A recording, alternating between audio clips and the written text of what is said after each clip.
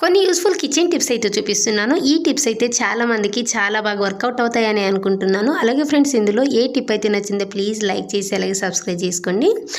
Hi friends, welcome back to Rekhasri foods. ఇంకా first tip వచ్చేసి, మనం జనరల్గా దేవుని రూమ్లో అలాగే ఏదో ఒక దానికి అగ్గిపెట్టెలు అయితే యూజ్ చేస్తూ ఉంటాం కదా. అగ్గిపెట్టెలు ఏంటంటే కొన్నాళ్ళకి లోపల ఈ విధంగా కొంచెం మెత్తగా అయిపోయి అస్సలు అంత అంటవన్నమాట. అందుకని చెప్పేసి ఇది మెత్తగా రాకుండా కొంచెం నార్మల్గా ఉండాలంటే ఇందులోకి కొద్దిగా బియ్యం వేసుకోండి. కొద్దిగా బియ్యం వేసుకోవడం వల్ల ఏంటంటే ఇందులో ఉన్న మాయిశ్చర్ అనేది అబ్జర్వ్ చేస్తుంది అనమాట.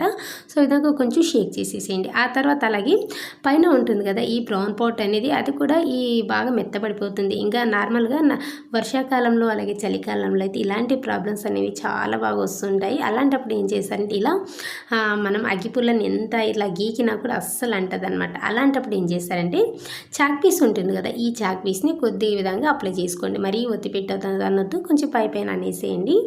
ఇదేంటంటే ఇందులో ఉన్న మాయిశ్చర్ అనేది అబ్జర్వ్ చేస్తుంది అనమాట. సో ఈ విధంగా రెండు సైడ్లో కూడా ఈ విధంగా అప్లై చేస్తూ ఉండాలి ఒక వారానికి 10 రోజులకి. ఇదేంటంటే బాగా అబ్జర్వ్ చేస్తుంది. ఇలా జస్ట్ ఇలా అనగానే బాగా వెలుగుతుంది అనమాట. అలాగే ఒక్కొక్కసారి మనం పిండి కలిపేటప్పుడు గిన్నె అనేది చిన్నగా ఉంటుంది, అలాగే జల్లెడ కూడా పెద్దగానే ఉంటుంది. అంటే మరీ అంత పెద్ద కాదు, మీడియం ఉంటుందన్నమాట. ఇలా జల్లెడ పట్టేటప్పుడు ఏంటంటే పిండి అనేది బయటకు చల్లుతూ ఉంటుంది, మరీ క్లీన్ చేసుకోవాలి. అలాంటి మళ్ళీ క్లీన్ చేసుకునే ఆ పని అయితే తప్పిపోతుంది. ఈ ట్రిక్ను ఒకసారి ట్రై చేసి చూడండి. ఒక బౌల్లో పిండి తీసేసుకోండి. తీసుకునే విధంగా జల్లెడని ఉల్టా పెట్టుకోవాలన్నమాట. ఇలా ఉల్టా పెట్టుకుని ఇలా చేత్తో అంటూ ఉన్నారనుకోండి, పిండి అనేది ఏమాత్రం బయటకు అనేది చల్లదు. ఇలా స్ప్రెడ్ చేస్తూ ఉంటే కరెక్ట్ ఆ గిన్నెలోకి పడుతుంది పిండి అయితే. చూసారా, ఎక్కడ కూడా సైడ్కి అనేది పడలేదు, ఎంత చక్కగా లోపలికి పడిపోయింది. ఈ ట్రిక్ ఎలా అనిపించిందో ప్లీజ్ లైక్ చేసి అలాగే సబ్స్క్రైబ్ చేసుకోవడం మాత్రం మర్చిపోకండి. ఇంకా నెక్స్ట్ టిప్ వచ్చేసి, నార్మల్గా స్కూల్కి వెళ్ళిన తర్వాత పిల్లలు అయితే ఒక్కొక్కసారి పెన్నుతో బాగా గీక్కుంటుంటారు. వాళ్ళైనా రాసేటప్పుడు గీక్కుంటారు, లేదంటే పక్కన ఫ్రెండ్స్ కూడా గీకుతూ ఉంటారు అనమాట. అలాంటప్పుడు ఏం చేయాలంటే, ఇప్పుడైతే నేను అంటే దీనికైతే గీకలేదనమాట, నేనే ఇలా పెన్నుతో గీకి చూపిస్తున్నాను. చూడండి ఈ విధంగా ఎంత థిక్గా గీకాను. ఇప్పుడు ఈ మరక పోవాలంటే ఈ ట్రిక్ను ఒకసారి ట్రై చేసి చూడండి, చాలా బాగా వర్కౌట్ అవుతుందన్నమాట. సో ఇప్పుడు దీనికి పర్ఫ్యూమ్ అయితే ఉంటుంది కదా మన ఇంట్లో, ఎక్స్పైర్ అయ్యింది కానీ లేదా మనం యూజ్ చేస్తున్న పర్ఫ్యూమ్ కానీ, ఆ పర్ఫ్యూమ్ని కొద్దిగా ఇలా స్ప్రే చేసుకోవాలి. ఎక్కడైతే మరకపడి ఉంటుందో ఆ ప్లేస్లో స్ప్రే చేసేసేయండి. ఇలా స్ప్రే చేసేసిన తర్వాత ఇప్పుడు ఒక గిన్నె తీసుకోండి. గిన్నె తీసుకుని అందులోకి వేడి నీళ్ళు వేసుకోవాలన్నమాట. నేనైతే వేసి ఒక 1 మినిట్ కూడా కాలేదు, మ్యాక్సిమం ఆల్రెడీ పోయింది చూసారా దానికి. ఇలా వేడి నీళ్ళలో వేసేసి బ్రష్తో కొంచెం ఇలా అన్నారనుకోండి, మ్యాక్సిమం పోతుందన్నమాట. ఇంకా దీనికి కూడా సరిగ్గా పోలేదు అని అనిపిస్తే ఏం చేయాలండి, ఇప్పుడు బట్టల సోప్ అయితే ఉంటుంది కదా, నార్మల్గా బట్టల సోపు, బట్టలకి యూజ్ చేసే సోపు, ఆ సోప్ని కొద్దిగా బ్రష్కి అప్లై చేసుకోండి. ఇలా అప్లై చేసేసుకున్న తర్వాత దాని మీద కొద్దిగా ఇలా లైట్గా రుద్దండి. ఆ మరక అనేది లేకుండా పోతుందన్నమాట. మనం ఇలా పెన్ను గీకిన మరకని మనం ఎంత సోప్ వేసి బ్రష్ పెట్టి రుద్దినా కూడా అస్సలు పోదనమాట. దీనికైతే చాలా బాగా పోతుంది. చూసారా, మ్యాక్సిమం పోయింది కదా. ఇప్పుడు దీన్ని వాటర్లో ఒకసారి క్లీన్ చేసేసుకోండి. ఈ విధంగా క్లీన్ చేసి చూపిస్తున్నాను చూడండి, ఎంత చక్కగా పోయిందో. ఏ మాత్రం మరక అనేది అస్సలు లేదనమాట. ఇలాంటి ప్రాబ్లమ్స్ అయితే చాలామంది ఫేస్ చేసి ఉంటారు. ఈ ట్రిక్ ఎలా అనిపించిందో ప్లీజ్ లైక్ చేసి అలాగే మీ ఫ్యామిలీ అండ్ ఫ్రెండ్స్కి అయితే షేర్ చేయండి, వాళ్ళకు కూడా యూజ్ అవుతుందన్నమాట. ఇంకా నెక్స్ట్ ట్రిక్ వచ్చేసి, ఈ రోజుల్లో చాలామంది చిన్న పిల్లల నుంచి పెద్దవాళ్ళ వరకు కూడా స్పెట్స్ అనేది బాగా యూజ్ చేస్తున్నారు కదా. అలాంటి స్పెట్స్ ఏంటంటే మనం యూజ్ చేస్తూ ఉంటే అది కొంచెం అంటే బ్లర్గా అయిపోతాయి, కొంచెం డస్ట్గా అయిపోయి మస్క్ లాగా అయిపోతుంది కదా. అలాంటప్పుడు ఏం చేయాలంటే, ఇంట్లో అయితే ఏదో ఒక పౌడర్ అయితే ఉంటుంది కదా, టాల్కమ్ పౌడర్, మన ఫేస్కి యూజ్ చేసే పౌడర్ను కొద్దిగా వేసేసేయండి.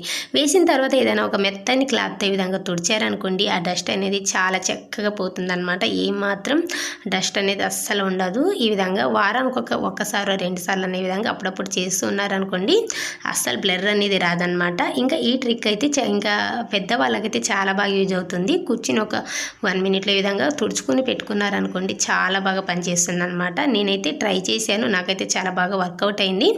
నచ్చితే మాత్రం మీరు కూడా ఒకసారి ట్రై చేసి చూడండి. ఇంకా నెక్స్ట్ టిప్ వచ్చేసి, ఒక మంచి రెసిపీ అయితే చూపిస్తున్నాను, ఒకసారి ట్రై చేసి చూడండి.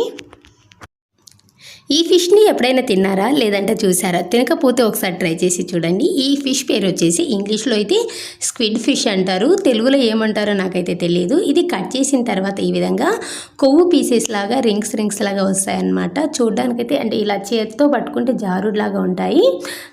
ఒకసారి ట్రై చేసి చూడండి. నేనైతే ఇప్పుడు దీన్ని స్క్విడ్ ఫిష్ సుక్క చూపిస్తున్నాను. ఇదేంటంటే మసాలా రోస్ట్ కర్రీ లాగా వస్తుందన్నమాట. ఇది అన్నం చపాతీలోకి అయితే చాలా టేస్టీగా ఉంటుంది. దీనికోసం ముందుగా స్టవ్ మీద ఒక ప్యాన్ పెట్టుకుని అందులోకి ఒక 2 స్పూన్ల వరకు ఆయిల్ వేసుకోవాలి.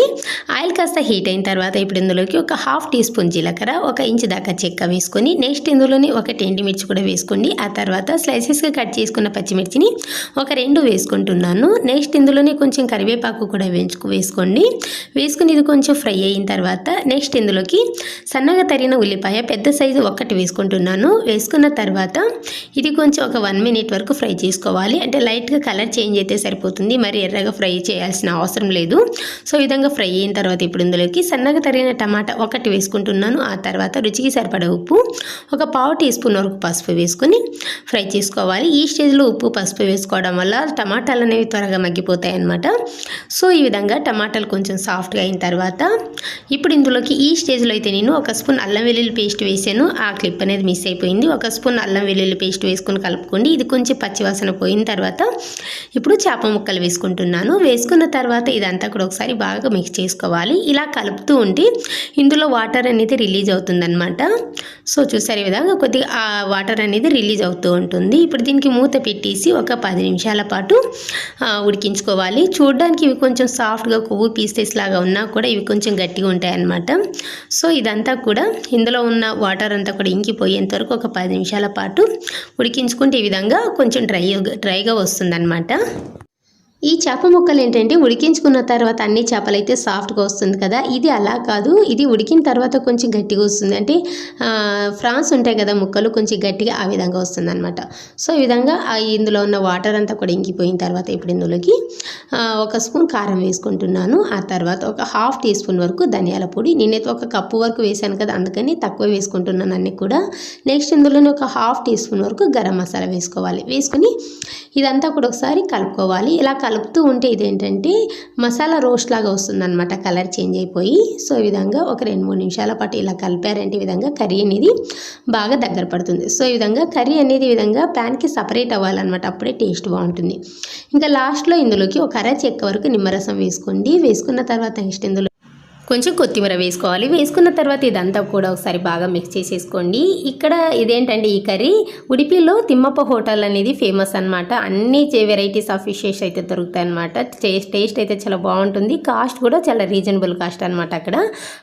అక్కడ చూసిన తర్వాత నేను ఒకసారి ట్రై చేద్దాం, ఇదేదో బాగుందని చెప్పేసి ట్రై చేశాను. కాకపోతే మరీ టేస్ట్ అయితే లేదు. సో ఈ విధంగా అంతా కూడా ఒకసారి మిక్స్ చేసేసుకుని స్టవ్ ఆఫ్ చేసేసి ఇప్పుడు దీన్ని పక్కకు తీసేసుకుని మేమైతే ఇక్కడ దీనికి చపాతీలోకి అయితే సర్వ్ చేసుకున్నాము. పర్వాలేదన్నమాట. నచ్చితే మాత్రం మీరు కూడా ఒకసారి ట్రై చేసి చూడండి.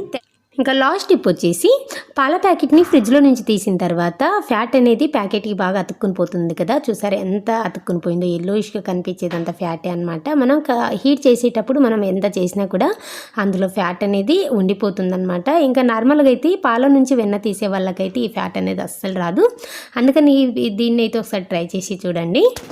ఇప్పుడు స్టవ్ ఆన్ చేసుకునే మంటని కొంచెం తక్కువలో పెట్టుకోవాలి. పెట్టుకున్న తర్వాత పాల ప్యాకెట్ని తిప్పుకుంటూ హీట్ చేసుకోవాలన్నమాట. ఇలా హీట్ చేసుకుంటూ ఉంటే ఏమవుతుందంటే ఇందులో ఉన్న వెన్న అనేది పేరుకుని పోయి ఉంటుంది కదా, అదంతా కూడా మెల్ట్ అవుతుందన్నమాట. మరీ దగ్గరగా పెట్టుకోవద్దు, కొంచెం దూరంలో పెట్టుకుని ఇలా తిప్పుకుంటూ చేసుకోవాలి. బాగా మెల్ట్ అయిపోతుంది. ఇది ఫుల్ ఫ్యాట్ మిల్క్ అయితేనే వెన్న అనేది పేరుకుని పోతుందన్నమాట. నార్మల్ ప్యాకెట్ అయితే ఇలా అవ్వదు. ఆ తర్వాత ఈ ప్యాకెట్ ఎంత క్లియర్ అయిందో చూపిస్తాను చూడండి. స్టవ్ మీద ఒక గిన్నె పెట్టుకోండి. ఆ పాల గిన్నెను కూడా డ్రైగా పెట్టుకోవద్దు. ఎప్పుడైనా సరే పాల గిన్నెను ఒకసారి కడిగి తీసుకునే విధంగా కొంచెం వాటర్ తడిగా ఉండేలాగా అలాగే పెట్టారనుకోండి, పాలు కాగిన తర్వాత అడగంటి పొట్టుందన్నమాట. అందుకని చెప్పేసి ఇలా కడిగి పెట్టుకుని ఆ తర్వాత పాలు వేసేసుకోండి. పాలు వేసిన తర్వాత చూపిస్తున్నాను చూడండి, ఎక్కడ కూడా ఫ్యాట్ అనేది అస్సలు అతుక్కోలేదు. నార్మల్గా అయితే ఇంకా చలికాలంలో వర్షాకాలంలో అయితే ఇలా బాగా అతుక్కుని పోతుంది. అలాగే పాలు అనేవి పొంగకుండా ఉండాలంటే పైన కొద్దిగా ఆయిల్ని అప్లై చేసుకోండి. ఇంకా ఆయిల్ అప్లై చేసుకోలేము అనుకుంటే ఇంకొక ట్రిక్ని కూడా యూజ్ చేసుకోవచ్చు. ఈ విధంగా ఏమైనా అట్ల కాడ లాంటిది ఏమైనా ఉంటుంది కదా, పెట్టేసుకోండి. ఇలా పాలు అనేవి మనం మీడియం ఫ్లేమ్లో పెట్టి కొంచెం పనిలో ఉన్నా కూడా బయటకు అయితే రావు, అక్కడికే స్టాప్ అయిపోతాయి అన్నమాట. ఒకసారి ట్రై చేసి చూడండి. ఈ విధంగా ఆరిపోయిన తర్వాత పాల మీగడ చూపిస్తున్నాను ఎంత థిక్గా వచ్చిందో. ఈ ట్రిక్ నచ్చితే మాత్రం ప్లీజ్ ఒకసారి ట్రై చేసి చూడండి.